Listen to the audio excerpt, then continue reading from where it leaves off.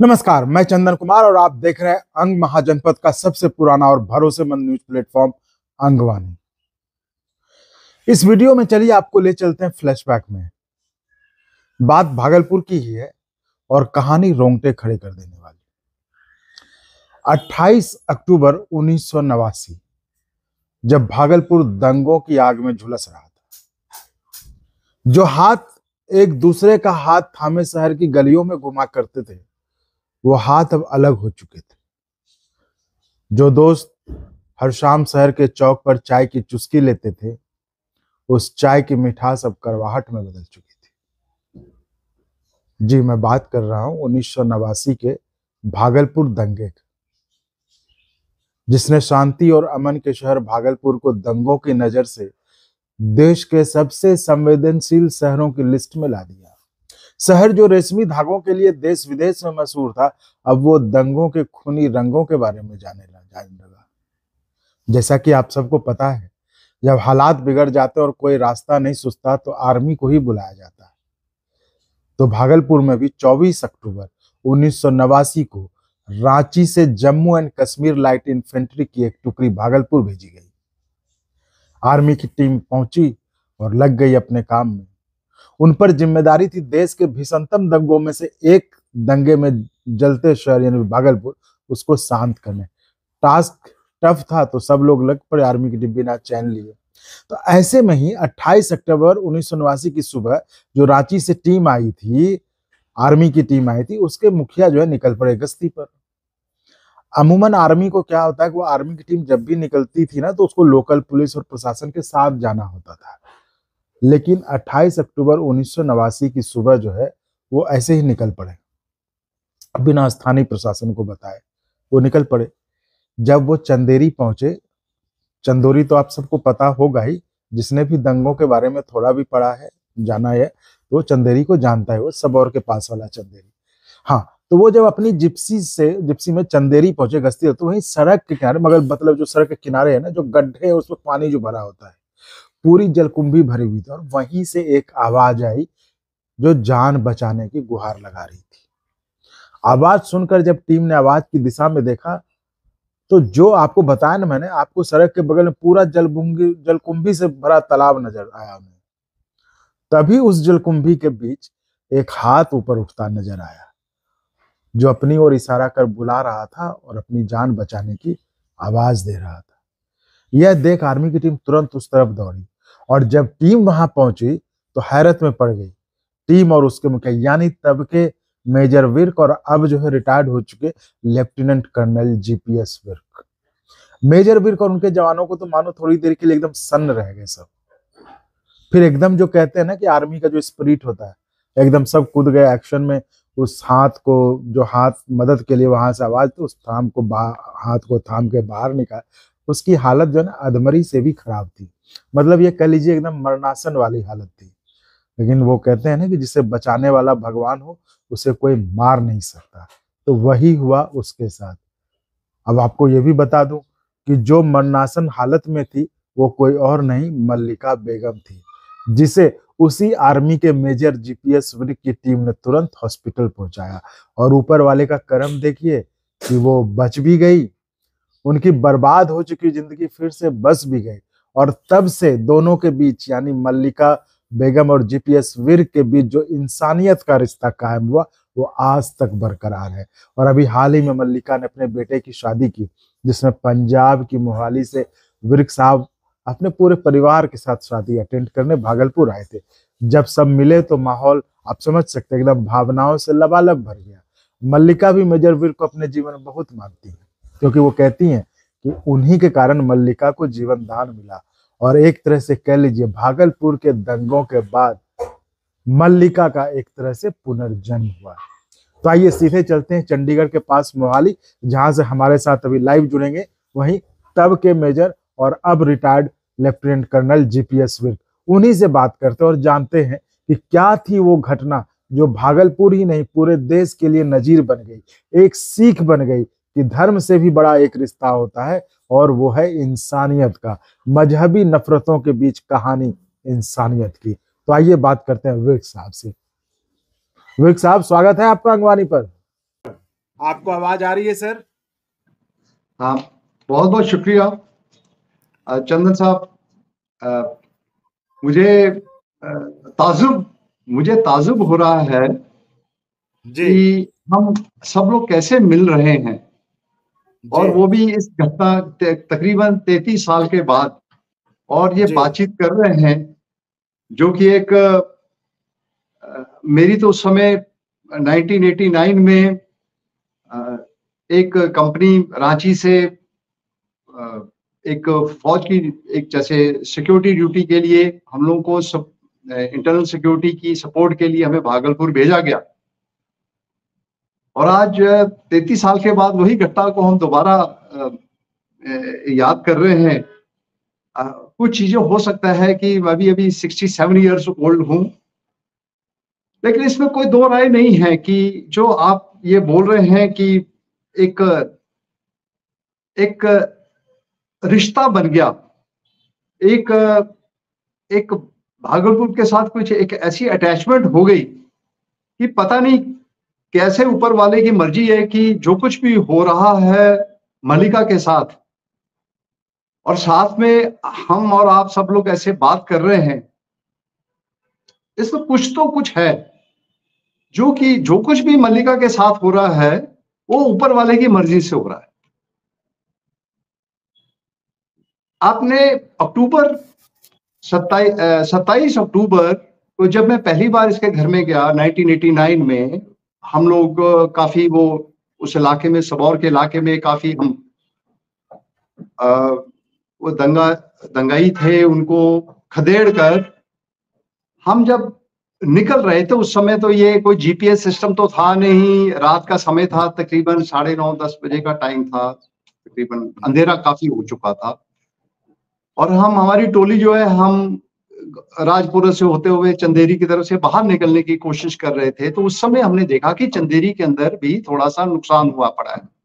तो उस समय मेरे साथ कोई लोकल गाइड नहीं था, लोकल वो नहीं था, लेकिन एक as a I think any leadership जो भी मिलिट्री की होती है, जब वो देखती है इलाके के अंदर कुछ अलग थलग सा अब नॉर्मल दिखाई दे रहा था, उस इंक्विजिटिवनेस में मैं ये मिन्नत मियाँ के घर की तरफ, बाद में पता लगा वो मिन्नत मियाँ के, लेकिन घर के अंदर देखा तो जहां पर ये सब लोग थे, और काफी सहमे हुए, डरे हुए, क्योंकि चारों तरफ उधर भी थोड़ा सा नुकसान हुआ पड़ा था। लेकिन बातचीत हुई उतनी देर में, फिर थोड़ी देर के बाद अपने आप ही हमने देखा एक पुलिस की गश्त की गाड़ी भी आ गई। तो लोकल पुलिस स्टेशन के ही थे वो, उसमें बीडीओ साहब वगैरह भी थे, बाद में एक सिख जेंटलमैन थे। तो उन्होंने कहा साहब कोई सुख शांति है, कोई प्रॉब्लम नहीं, हम देख लेंगे।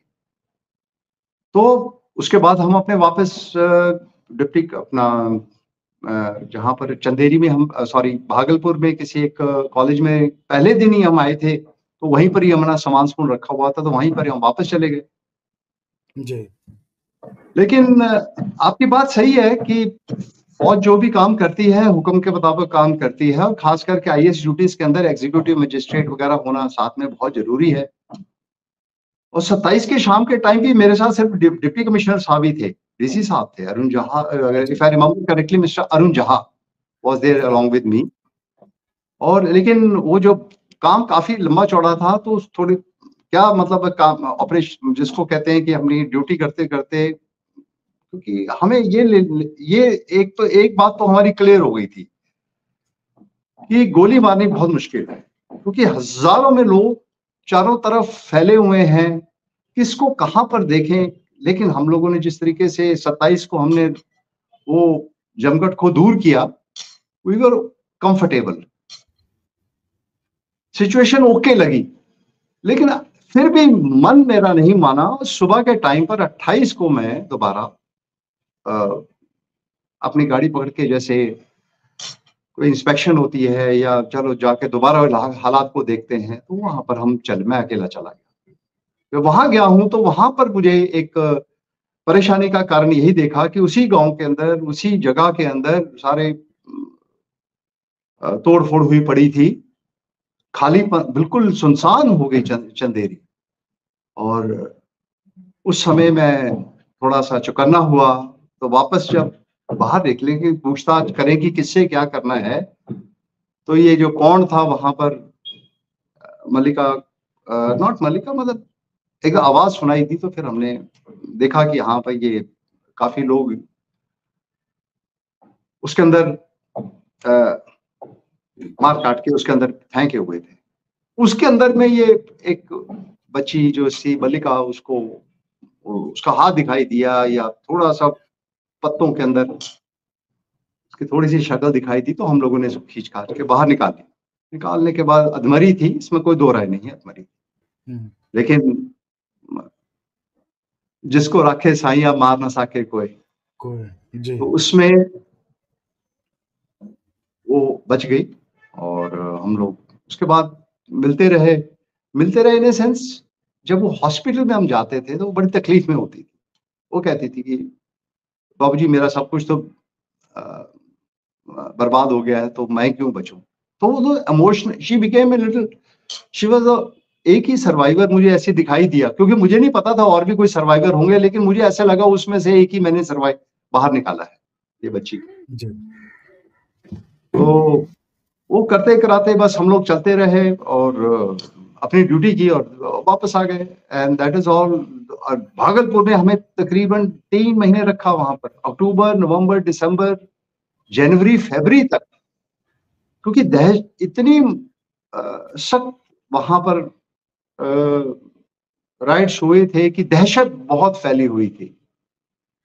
तो एक अच्छी बात हुई कि हम लोग उधर काफी समय तक रहने के बाद उससे ये हुआ कि एक दूसरे पर भरोसा बनना शुरू हो गया, हरकतें शुरू हो गई, एक दूसरे लोगों से मिलना शुरू हो गया, भागलपुर के कर्फ्यूज खुल गए, काफी हद तक नॉर्मलसी आ गई। यहाँ तक कि भी इलेक्शंस भी हुई थी, मुझे याद है फरवरी 90 के अंदर वहां पर इलेक्शंस ड्यूटीज भी हम लोगों ने, मतलब हम ड्यूटी पे नहीं थे, लेकिन आपके समय में ही मतलब इलेक्शन हुए होंगे। जी।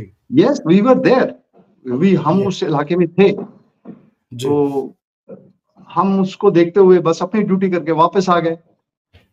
लेकिन इतने सालों के बाद मैं देख रहा हूँ कि अचानक एक सोशल मीडिया के अंदर एक पता लगा कि कोई ढूंढ रहे हैं हमें भी। अच्छा। तो मैंने भी उसको जैसे कहते हैं कि सोशल मीडिया के अंदर, जैसे आपने मुझे पता लगा तो 1 मिनट में आपके साथ अभी बातचीत होनी शुरू हो गई। ये social media is very good now, we are interactive.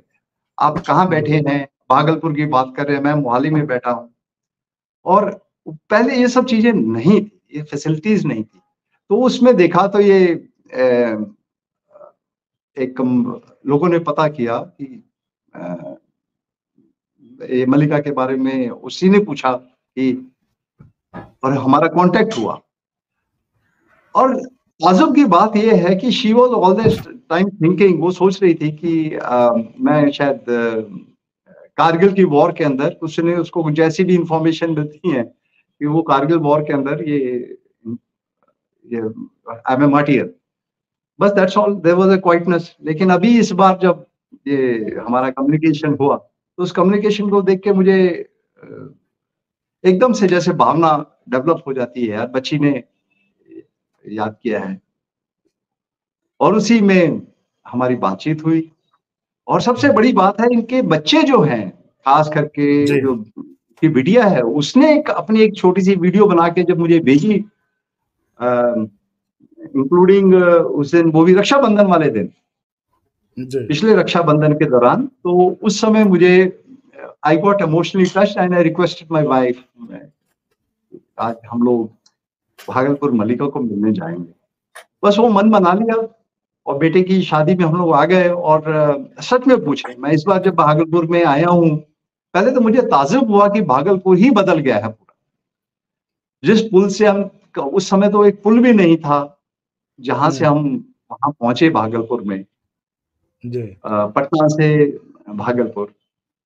और काफी डेवलपमेंट देखी, काफी अच्छे लोग देखे, काफी जिन्होंने भी हमसे बातचीत की, हमें मतलब वो लगा ही नहीं कि उस माहौल में जब हम थे, अपनी ड्यूटी कर रहे थे, और आज के माहौल के अंदर जमीन आसमान का फर्क है। और उम्मीद करता हूं और भगवान से हमेशा दुआ करता हूं कि किसी तरीके से ऐसा ही आप लोगों का मेल जोल बना रहे, और डेफिनेटली ये ऑन कम्युनल राइट्स नहीं होने चाहिए देश के अंदर। हमारा जी कितना बड़ा देश है, मतलब हम अपने आप को कितना बड़ा हमारा देश है, और हम लोगों ने काफी दिक्कतें सही हुई हैं, कितने सालों की गुलामी सही हुई है, और उसके बाद पार्टीशन सहा हुआ है, और आज की तारीख में हम लोग आज भी देख लीजिए, कल पुंछ में जो ये नुकसान हुआ है हमारा, कुछ लोग और मारे गए हैं हमारे फौजी, अपने सोल्जर्स, उससे और भी जी दुख होता है कि इतना कुछ होने के बावजूद भी हम लोग शांत नहीं होते इलाके में। Why do we get into trouble? Hmm, और हम दुश्मन तो नहीं है, लेकिन अगर हम ऐसे ही एक दूसरे के ऊपर अपना एक फर्क रखेंगे तो हाउ कैन एक अपनी जिंदगी कैसे जी सकते हैं? और रहना जहां पर है वहीं पर ही रहना है हमने, और लड़ मर के नहीं जी सकते। सुख शांति रहनी चाहिए, ये मेरी हमेशा दुआ रहेगी। और ये एक मुझे सिर्फ एक ही चीज अच्छी लगती है भागलपुर के अंदर, मुझे एक चीज समझ में आई, क्योंकि ये जी हमारा मेन टास्क नहीं है, फौज का मेन टास्क नहीं है हमारा, तो है कि दुश्मन सामने हो तो गोली मारो। जी लेकिन भागलपुर ने ये दिखाया कि प्यार और मोहब्बत से भी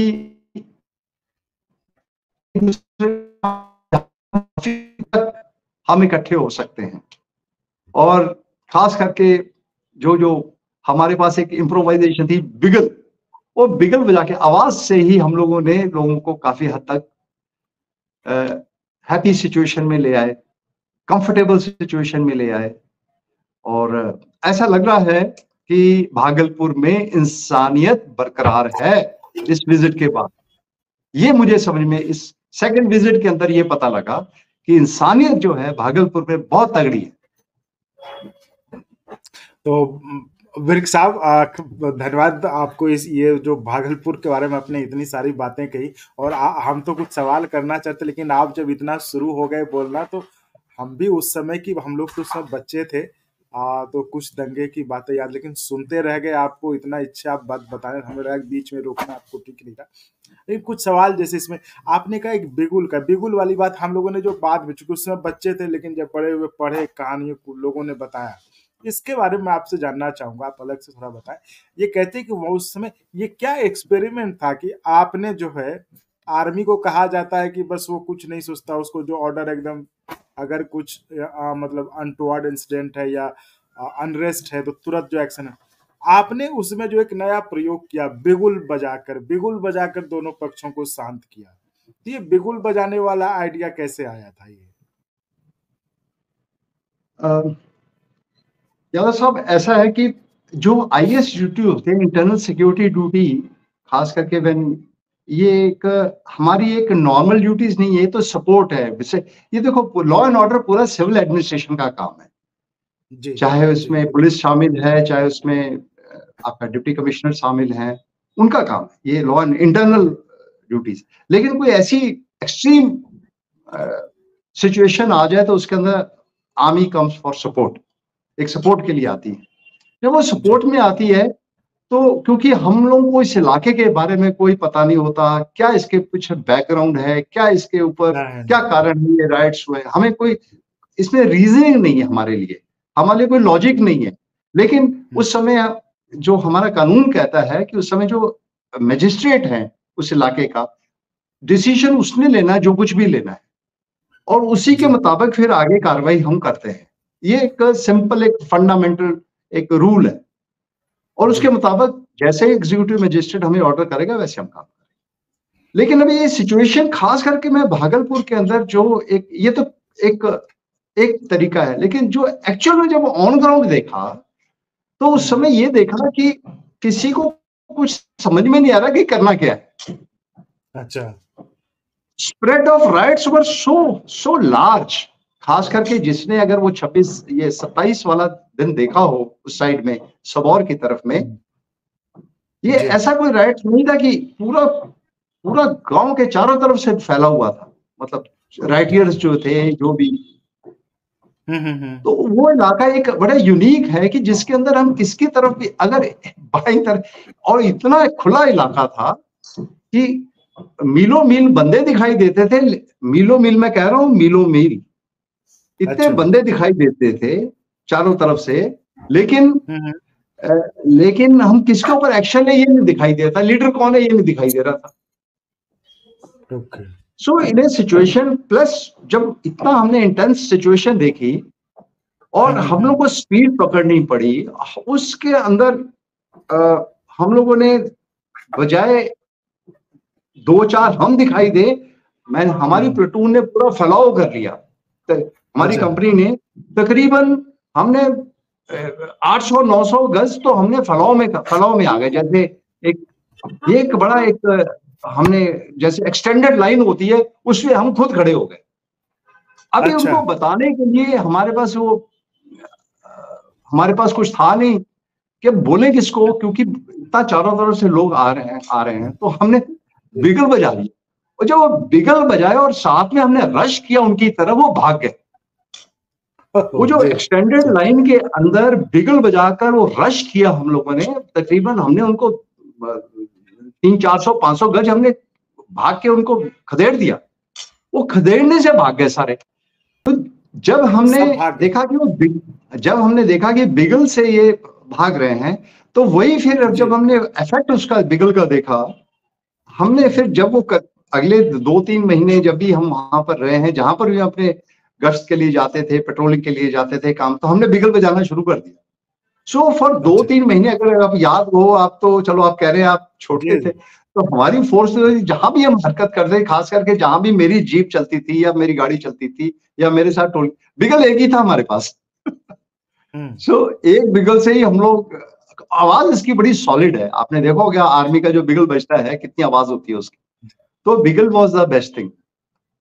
सो तो दैट्स हाउ। सर, हम लोगों ने तो सुना है कि वो आपको उस समय, पता नहीं आपको पता है या नहीं, लोग कहते हैं कि वो बिगल वाली आर्मी की टीम थी जो बिगल बजा के, और ये एक नजीर है कि कैसे जो है आप मतलब गोली बंदूक जो भी मतलब साधन है उसका इस्तेमाल किए बगैर आपने, जो भागलपुर का दंगा तो एक देश के भीषणतम दंगों में से माना जाता है, और जिस तरह से उन्मादी भीड़ थी दोनों तरफ से, उनको काबू करना बिना किसी हथियार के, वो भी बिगुल बजा के, तो लोग चर्चा करते हैं इसकी, और इसीलिए ये मुझे भी याद था, तो मैंने कहा कि आज विर्क साहब मिल ही रहे तो उनसे पूछूंगा मैं कि बिगल वाला। तो व्यूवर्स ने भी सुना कि बिगुल की कहानी क्या थी, जो बिगल बजा कर कैसे शांति ला गया। अच्छा, ये बिगल क्या आर्मी के पास होता है, उनकी गाड़ी में होता है क्या, कैसे होता है ये बिगल?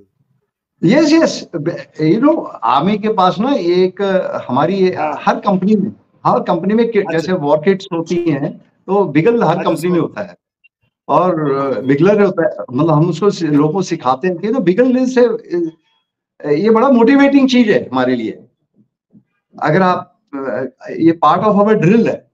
सो बिगल जो है हमेशा हम अपनी कंपनी में एक बिगल होता ही होता है। तो बिगल का वो साउंड ने इफेक्ट ने काफी हमें उसमें मदद की। ये पार्ट ऑफ द सिस्टम है हमारा। लेकिन बिगल और बजाना विर्क बड़ा साहब। डिफिकल्ट है। बिगल बजाना अच्छा। Is one of the most सबसे डिफिकल्ट इंस्ट्रूमेंट अगर देखा जाए म्यूजिक इज बिगल ओनली, बिकॉज बहुत दम चाहिए और लगातार बजाना तो और भी दम चाहिए। तो तो उस बिगल की कहानी आज तक भागलपुर वाले, मतलब आपके बिगल का एक्सपेरिमेंट और बिगल की कहानी जो है, वो भागलपुर वाले आज तक सुनाते हैं लोगों को जो भी आते हैं, कैसे आर्मी सो की नाइस, एक टीम बहुत ने बहुत जो है, शुक्रिया आपका। आपका शुक्रिया कि आप चीजें याद रख रहे हैं। कैसे चलो। कि कैसे जो है आर्मी की एक टीम ने बिगल बजा के जो है इतनी उन्मादी भीड़ को काबू में कर लिया बिना कोई नुकसान पहुंचाए। एक चीज और वृक्ष साहब आपसे पूछना चाहूंगा, आपने बताया कि उसकी पिछली रात, जैसा हमने भी सुन रखा था कि उसकी पिछली रात आप उसी इलाके में गए थे जहां पे लोगों का जमावड़ा देखकर आप रुके थे, उन लोगों से बात की थी ताकि आपको लगा कि जरा आपसी विश्वास शासन प्रशासन के लोगों के बीच इनका हो। और उस रात आपने जो बताया जाता है कि उसी लड़की से, यानी कि उसी मल्लिका से आपने मतलब उस घर में पानी मांगा था, तो वो वही लड़की थी जिन्होंने कि आपको आकर पानी दिया था। और दूसरे दिन सुबह, अब वही कह रहे हैं दूसरे दिन सुबह, मतलब क्या कहिए, ऊपर वाले का आदेश था, क्या था कि आप ऐसे ही निकल पड़े वहां पे, और वही लड़की आपको उस जल कुंभ में, मतलब आपको उसका जान बचाने का आपको मौका मिला। ये तो मतलब संयोग तो नहीं हो सकता, ये तो ऊपर वाले का ही आदेश हुआ कि जिसने रात में आपको पानी की प्यास लगी तो उसने पानी पिलाई थी, वो लड़की पानी में डूबी पड़ी थी। तो आपको कैसा, जब आप ये जाने, उस समय तो आपको नहीं पता होगा कि वही लड़की है या उसी ने, लेकिन जब आपको पता चला होगा तो आपकी भावनाएं तो काफी मतलब। नहीं, इसमें मैं जब नेक्स्ट मॉर्निंग जब उसको निकाला है उस समय बिल्कुल मैं हाँ, रिकॉग्नाइज कर गया ये वही लड़की है जिसने रात को पानी पिलाया है। अच्छा, ओके बिल्कुल ओके। इमीडिएटली रिकॉग्नाइज, बिकॉज उस हम्म, शी वाज ए, मतलब मैं तो कहूंगा उस चंदेरी, जब वो मिन्नत मियाँ के घर में गए हैं, सबसे मुझे उस समय बात करने, जब मैं बात लोगों से करने की कोशिश कर रहा था, ये मुझे काफी बोल्ड दिखाई दी उस टाइम पर भी, क्योंकि उस समय अच्छा, इनके ऊपर काफी इनके इनके इनके उसके ऊपर अपने घर के ऊपर काफी इनके ऊपर पथराव वगैरह उससे पहले भी हो चुका था। लोग धीरे धीरे इसी के घर में इकट्ठे हो गए थे, शायद इसी का घर ओके, होगा, मुझे ये नहीं पता, लेकिन हम्म, लेकिन she was very bold that time. I could talk to her, मैंने कहा बेटे पानी पिलाना, मैंने ऐसे भी बोला है, मुझे मुझे याद है, क्योंकि आफ्टर ऑल हम भी तो काफी देर से हम रांची 26 को हम रांची से चले थे, हम्म, 26 सारी रात चले हैं, 27 को हम सीधा आपके पास वहां पर कॉलेज में पहुंचे भागलपुर थे या पहुंचे, डीसी साहब के जी ऑफिस में भागलपुर। जी, वहीं से उसी टाइम मेरे ख्याल में हमने सामान नीचे नहीं रखा, तो हम लोग को दो दो एक्शंस हो गए थे। सुबह के टाइम में एक सिटी के अंदर एक्शन हुआ था, उसी के बाद में फिर हम दोबारा उसी के साथ विदाउट बॉदरिंग एनीवन हम इमीडिएटली ये बस सवार की तरफ आ गए। So we hardly any had any time, whole day और वी, अब आप, रादर अगले अब 72 घंटे, 72 क्यों, हम 4-5 लगातार 7 दिन हम बहुत बिजी रहे इसके अंदर। ये बताएं, ये बताएं, जब 33 साल बाद आपको आपकी बहन का, जिसकी आपने जान बचाई थी, वो भी आपको बहुत हाई रिगार्ड देती है, मानती है जीवन में एहसान आपका, जब अपनी मतलब बच्चे की शादी में आपको बुलाया, उसने खोज के निकाला, तो फिर कैसा लगा आपको?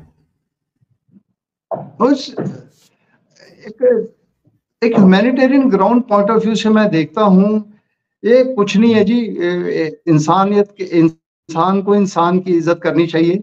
और उसने बस एक ही बात उसने बोला कि आप मेरी बेटी की शादी में आएंगे। मैंने उसी टाइम कह दिया बच्चे, मैं मतलब उसको मैंने कहा मलिका मैं जरूर आऊंगा, क्योंकि अगर हम्म, उसको खुशी मिल रही है मेरे से बात करके और उसको जान करके, और उसकी आप मलिका का लेवल ऑफ थिंकिंग देखिए हम्म, कि इतनी कठिनाइयों से निकलने के बाद वो अब मुझे अप्रोच करके ऐसे बोल रही है कि मेरे बेटे की शादी में आना है, तो बहुत बड़ी हैसियत है वो। देखो, उसका और हमारा कोई रिश्ता नहीं, लेकिन इतने साल के बाद वो एकदम से फोन कॉल करती है, कहती है भाईजान आप जरूर आएंगे हमारी बेटे की शादी में। अरे मैंने कहा जरूर आऊंगा, वैसे ही कह दिया, बस उसके बाद मिल लिया। और इसमें क्या, इसे इसे अभी हम फ्री, हमारा देश है, देश के अंदर देशवासी हैं हम लोग, फौज के साथ, फौज में रहे इसीलिए थे, एक हमारा एक सिस्टम है, और देशवासियों को देखकर खुशी होती है। आपसे बात करके आज बहुत खुशी हो रही है। वहां पर हम भागलपुर जी में गए, कई लोगों से खुशी हुई मिलके। जी और जी, ठीक है, life has to move, life has to move. और ये तो डायरेक्ट रिश्ता था इसके साथ, बच्ची के साथ मेरा, मतलब मुझे ऐसे लगा कि क्योंकि हम लोग भगवान ने उस समय एक ड्यूटी के दौरान मुझे मौका मिल गया कि इसको, बच्ची को हम बचा पाए, समथिंग ग्रेट थिंग मेरे लिए। तो आई एम फीलिंग ब्लेस्ड कि एक परमात्मा ने हमें ऐसा समा दिया है कि एक हम अपनी एक वो अलग बात है कि हालात काफी हमारे, सॉरी, काफी और भी एक्शंस किए, लेकिन इसके साथ पता नहीं, हम्म, जैसे कि कईयों लोगों ये तो हाथों से ऐसे लगा कि जैसे कि अपनी ही बहन बच्ची जो इकट्ठे हैं, तो शायद उसके साथ इमोशंस तो बढ़ गए। और विवेक साहब जी, तो विवेक साहब, ये इस बार एक और घटना का जिक्र मैं करना चाहूंगा, जिसमें कहा जाता है कि आपने, ठीक है, जान तो बचाया, चूंकि वो लाइन ऑफ एक्शन था, लाइन ऑफ ड्यूटी था, आप वहां पे थे आगे, ठीक है, आपने जान बचा दी, यस, अस्पताल पहुंचा दिया सबसे, बिल्कुल।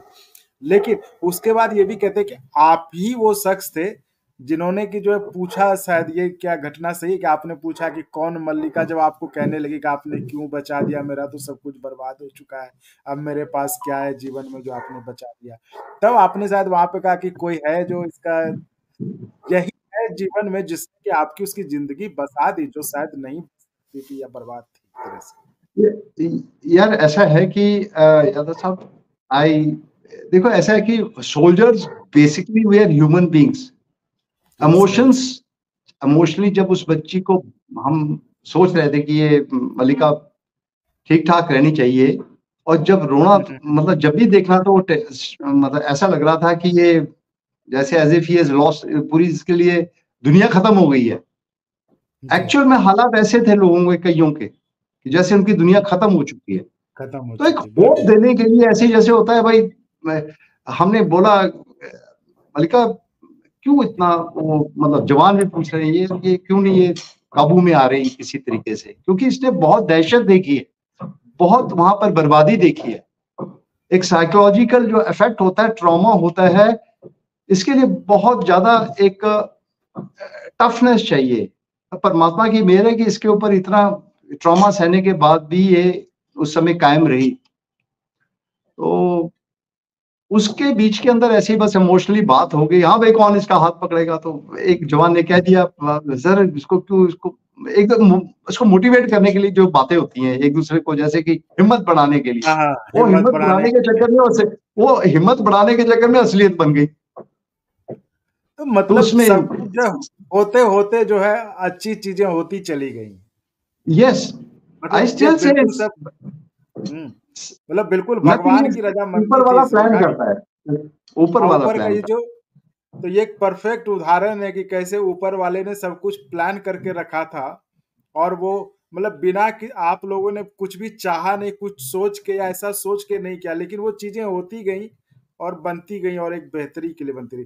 तो इसलिए व्यूअर्स कहते हैं कि देखिए, भागलपुर दंगा था, एक दाग था भागलपुर दंगा, जो भागलपुर पे एक दाग था, लेकिन आज हम चर्चा कर रहे हैं एक अच्छाई की, एक इंसानियत की, हम दंगे की बात नहीं कर रहे। दंगे में से जो एक जो बिगुल इन्होंने तो बजाया था लोगों को शांत करने के लिए, रोकने के लिए, लेकिन वो बिगुल जो है वास्तव में एक प्रेम के, आपसी भाईचारे का बिगुल जो उन्होंने बजाया था। और वृक्ष साहब, आप चूंकि वहां पे थे और आपको मुझे बताते हुए अच्छा भी लग रहा है, उसके बाद से कभी भागलपुर में उस तरह का दंगा नहीं हुआ, हालांकि कोशिशें बहुत हुई, है। अरे लेकिन उस तरह का दंग अब, और अब लगता है होगा भी नहीं। तो ये कहानी है कि कैसे एक महिला, जो धर्म भी आप देख लीजिए, धर्म एक, वो दूसरे धर्म के, वृक्ष साहब दूसरे धर्म के लोग, लेकिन एक इंसानियत का रिश्ता भारी पड़ गया और उसने बचा लिया।